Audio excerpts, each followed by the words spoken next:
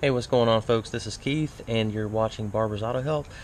Today, I've got a blend door actuator, a driver's side blend door actuator for a 2005 Honda Odyssey, and I'm going to attempt to open this thing up and clean the position sensor or the contacts inside here and get this thing back up and running.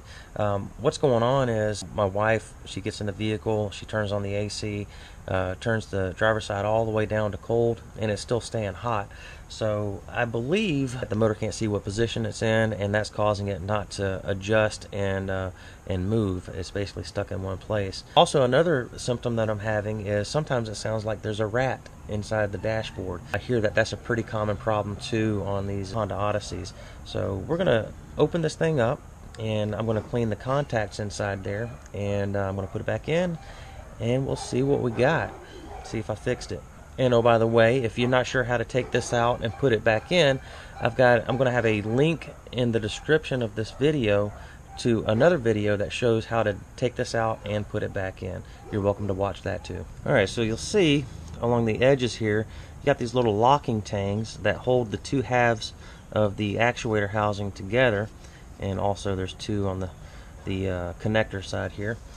We're going to go ahead and open them up. Just kind of move them just enough to where it unlocks there, not too much because you will break the ear on that, and I've actually broken a couple. I've gone in there already to make sure I could do this without damaging it to the extent to where it's not usable anymore. There we go, and one more. There we go. Alright, we're going to take the two halves apart. You see inside there, we've got this little wheel right here, and then you got these little contacts. And what I hear anyway, is that these contacts get a little bit oxidized, and so does this surface here. And I'm going to take some electronic parts cleaner to it and clean it up real well, and then put some dielectric back on it, put it back together, put it back in the vehicle, and see how it does. And by the way, if you do break some of these ears off, don't fret too much, because when you put the two halves of the housing back together, you see that those bolt holes line up on both sides of the housing there. So once you put your not bolts but screws back in, it will hold the two halves of the housing together. And of course, you could always take a little bit of super glue to the edges here and help to secure it a little bit more before you put it back in the vehicle. Alright, to start out with, I'm going to remove this grease from the surface of the wheel here. I'm just going to take a rag to it and clean all that up as much as possible with a rag.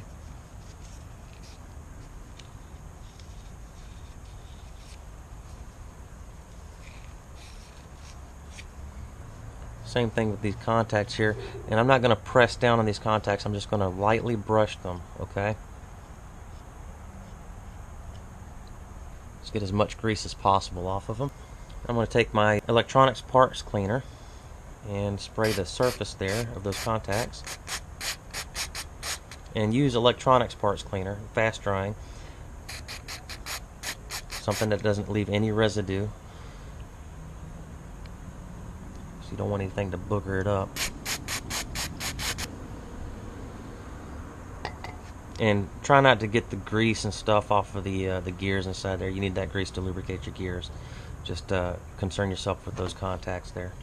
And by the way, these things can potentially fall out, so always try to keep this upright like so. You don't want the motor to fall out, the gears to fall out, or anything like that. Keep it together. Clean the surface of the wheel.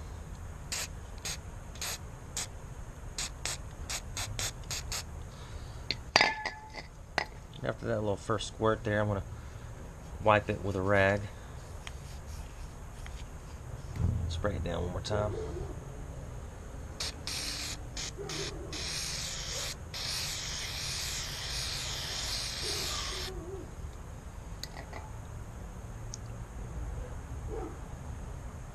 Alright, now I'm going to take some dielectric grease and apply it to the contacts there.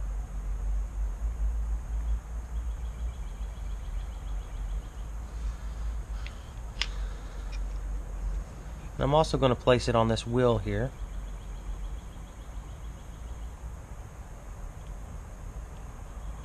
all along that mating surface there.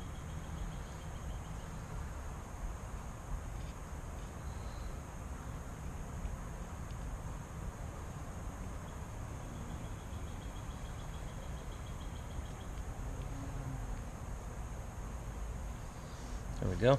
I'm going to rejoin the two halves of the housing.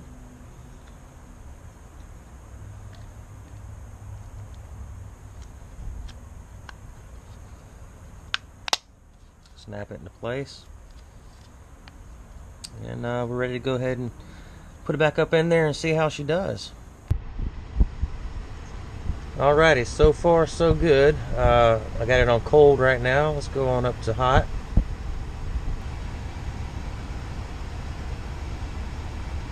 Working. It's working. I'll keep you posted down in the comments there and let you know if this repair actually holds or not.